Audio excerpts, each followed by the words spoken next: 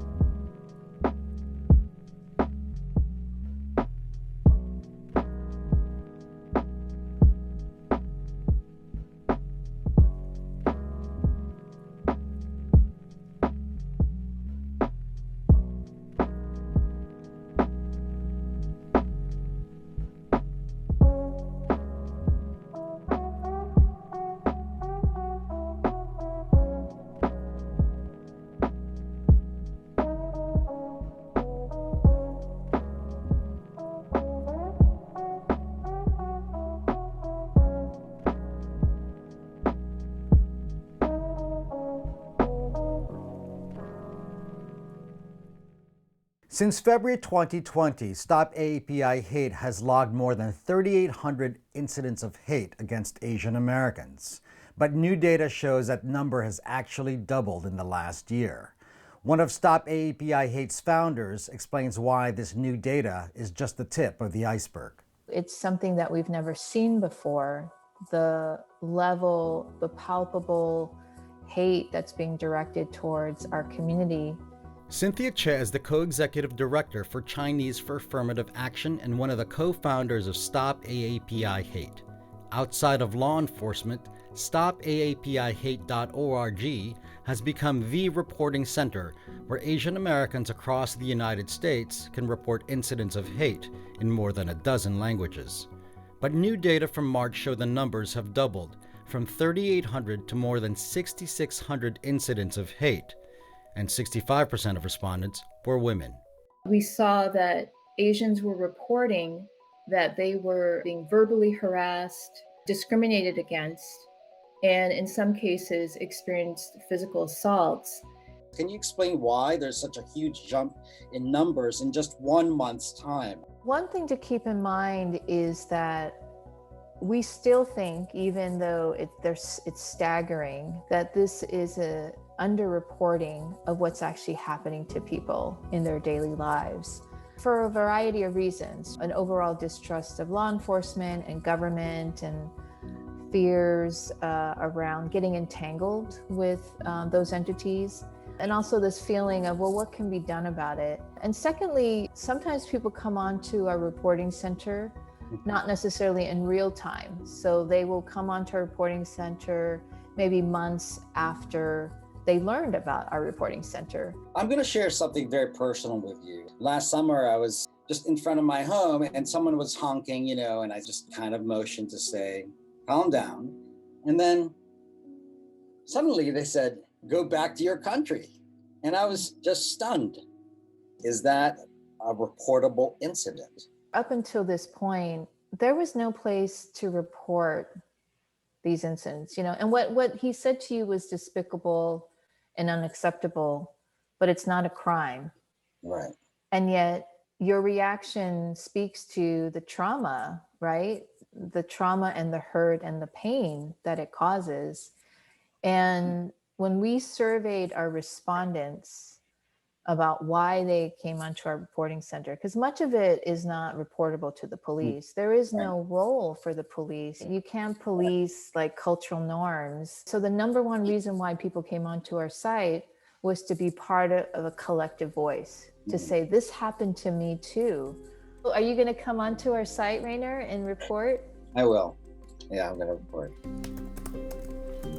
Stop AAPI Hate's new data found that 60% of respondents are non-Chinese, and the perpetrators of anti-Asian hate are across the spectrum. We purposely do not collect data on who is causing the harm or perpetrating the hate, because we don't want to contribute to racial profiling, and because any solution that we put forward is about addressing the root causes of racism and the perpetuation of racist ideology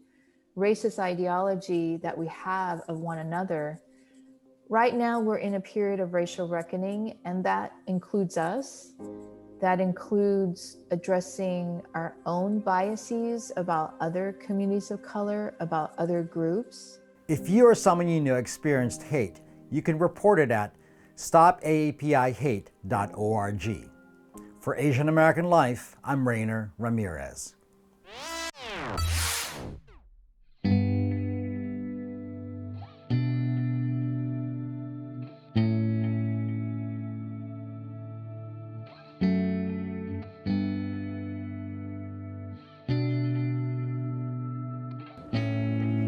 I'm an American. I am an American. I'm an American. I'm an American. I'm an American. I am an American. I am an American. I am Asian American. I'm an Indian American. I'm biracial. I'm South Asian American. I am Chinese American, and we belong. I belong. I belong. I belong. I belong. We belong. We are American. We are American. We are Americans. We are Americans. We are American.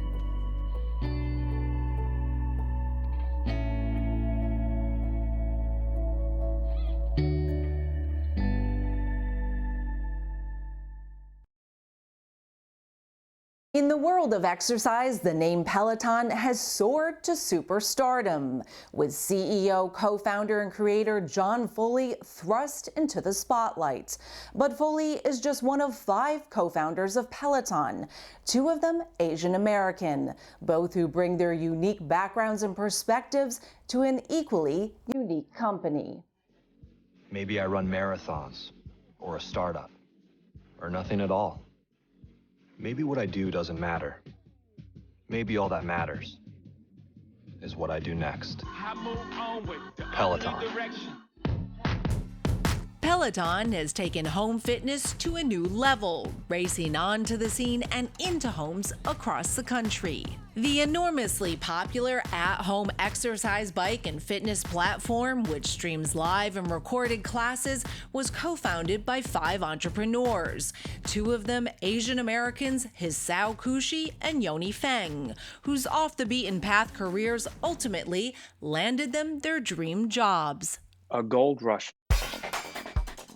That's how co-founder and chief legal officer of Peloton, Hisao Kushi, describes the energy during the intranet boom, where his journey to Peloton began. It wasn't a straight ride for the lawyer, who moved out west, tried screenwriting, became in-house counsel for Universal Studios, then found his way to startups, where he met and became friends with John Foley, who years later in 2012 approached him with an unusual idea for an at-home exercise startup. I didn't get it at first. I was like, that stationary bike, that thing in the basement that nobody ever rides. It was a risky ride for Kushi and co-founder and chief technology officer Yoni Feng, who moved cross-country, leaving behind a stable tech job in Silicon Valley. Well, what happens if this thing doesn't work out? Do I have to pay the rest of my rent? Both Kushi and Feng quickly came to realize the concept was cutting edge. Almost a decade later, Peloton is at the apex of the exercise world. Its popularity rose as gyms shut down during the pandemic, and with studies finding at-home workouts are here to stay, the future for Peloton seems bright. A success the co-founders still find hard to digest. It's sort of like raising a child. You see them every single day. And so, you don't always take the time to step back and sort of take in the big picture. For the longest time, my parents still didn't know what I did. There's no doubt these two took the path less traveled. Stereotypically, in the Asian American community, there is a lot of expectation to follow certain established pathways. And being an entrepreneur is not one of those. However, these entrepreneurs say they didn't grow up with those traditional expectations. Kushi was born and raised in Boston. His parents, immigrants from Japan, were also visionary entrepreneurs in the field of health, creating Erewhon, the first natural foods wholesale and distribution company in the U.S. As for Feng, his upbringing was similar to that of many immigrants, moving to the U.S. from China with his family when he was 8 years old. His parents both worked in the field of medicine, but never pressured him to pursue a certain career. His father came from a family of farmers, and as the first to go to college, Feng says his father believed in the freedom to choose one's path. So I think he really respected that choice and just gave me a lot of freedom. Freedom that was colored by growing up Chinese in Georgia, where Feng faced discrimination at an early age. Growing up, there's racial slurs, something that I think a lot of Asians in America, experience when they grow up. A subtle racism that permeates American society, reinforcing common stereotypes of Asians. Stereotypes Kushi and Feng are bucking. There is that sort of stereotypical disconnect of Asians in fitness. It's a huge surprise, I think, to people when I say I work for Peloton. The co-founders say Peloton is committed to representation for all, which includes Asian instructors on the roster, as well as the company's commitment to fight the recent racism against Asians with a $100,000 donation to the Asian American Federation. Anti-racism includes racism against the Asian community. A strong statement from a company committed to more than just fitness, promoting an overall message of well-being, a sentiment that carries through to Kushi and Feng's advice to young Asian entrepreneurs. Be brave and thoughtful about what do you really want to do, who do you really want to spend time with, and focus on that, and less about what you're doing, because the what may change over time anyway. I think failure is a thing. I think in the Asian community that we don't talk about too much. There's stigma around it, and I actually think that in the Asian community we should also be just a little more comfortable with failure, and that it's okay to fail. It's a primary way to learn. When I ask these successful yet humble entrepreneurs what they see for the future, the answer is just as measured as their overall approach. In a lot of ways, I don't want to forecast too far ahead because I'm really enjoying where I am at the moment. For Asian American Life, I'm Susan Jun.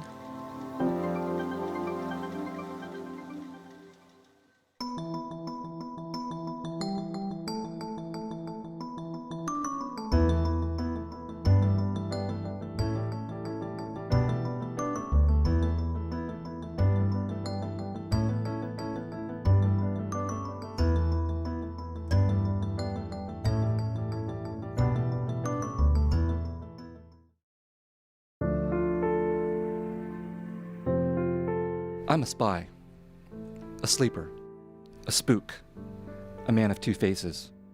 It's 2015, and Viet Thanh Nguyen is reading from his best-selling book, The Sympathizer. In The Sympathizer, I set out to offend everybody. I succeeded according to my hate mail. But not everyone hated it. A year after this event, The Sympathizer, which tells the story of a communist spy in the South Vietnamese army, would win the Pulitzer Prize, cementing Nguyen's legacy in publishing. Our next guest is a National Book Award finalist and a Pulitzer Prize-winning author whose latest novel, The Committed, was published earlier this month. Please welcome back to the show, Viet Thanh Nguyen. Thanks for having me back. Nguyen and his protagonists are back at it again in The Committed. Even before the sequel hit bookstore shelves, the critics raved. The New Yorker wrote the book, quote, establishes Nguyen as a conscience of American literature. For Nguyen, the journey to the Pulitzer and all the accolades started when he was a little boy, a son of Vietnamese refugees trying to find his place in the world. My parents were working 12 to 14-hour days almost every day of the year in the store, and I was just left to my own devices. And so what I did was read a lot, go to the library a lot. I didn't have any money to buy books, so it was all from the public library, and I became a very voracious reader. His parents, who fled Vietnam in 1975, eventually opened a grocery store in San Jose, California, where they raised their two boys. In the third grade, I think I wrote and drew my first book called Lester the Cat, and it won a prize from the San Jose Public Library, which set me on the road to 40 years of misery as a writer. I thought, I can be a writer. It's all going to be fun games, and it was not. He now lives in Southern California and teaches English at USC. We talked to him via Zoom, where he told us he majored in English and ethnic studies at UC Berkeley. He says that double major was an easier sell to his hardworking immigrant parents. But if I could justify it to myself as having a social justice dimension, which I think it does, then I could, in all sincerity, say that I could study literature and write books and still, do honor to what my parents went through and what so many other Asian immigrants and refugees have gone through. And it was in college where his activism truly began, writing opinion articles for the Daily Cal. He continues to be a vocal advocate for refugee and immigrant rights. His mission is to change the narrative, one told usually from a Western colonialist lens. For instance, his family and the Southeast Asian refugees were dubbed boat people by the American media, a term he doesn't like and the word still used today. While he has no memories of the journey, Nguyen has written about it, including in the powerful prologue in The Committed, where he describes the journey as Homeric. I call the boat an ark because I think it is a biblical experience. There's a Homeric allusion, implying basically that someone like Ulysses was a boat person. He was on a boat. Why is he not a boat person? The pilgrims who came to the so-called New World, they were basically boat people. But, we classify them in these heroic terms because it fits our mythology. So we should extend that same kind of narrative to oceanic refugees, whether they're the Vietnamese or whether they're Africans fleeing into the Mediterranean or any other population that's taking their lives into their own hands.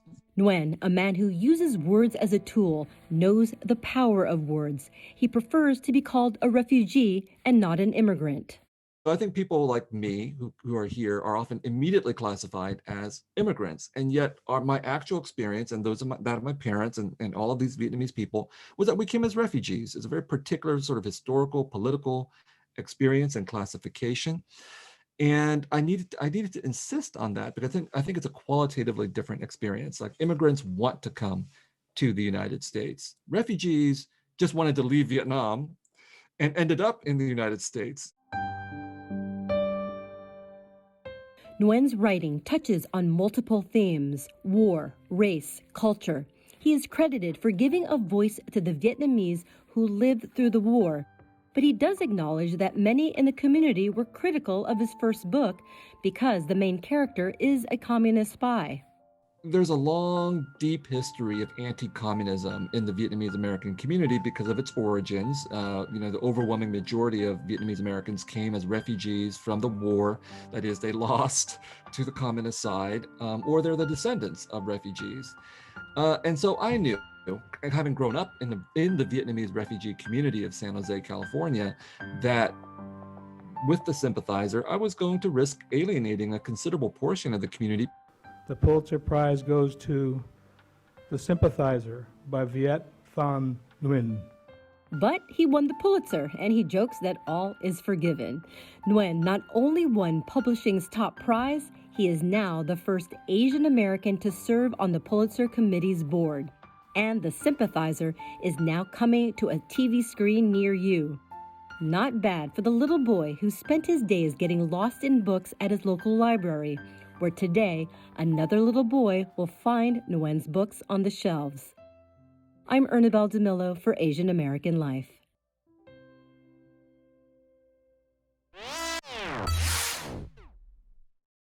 And that's our show for now. If you want to learn more about these stories, be sure to follow us on Facebook, Instagram, and TikTok at Asian American Life. I'm Ernabel Demillo. We'll see you next time.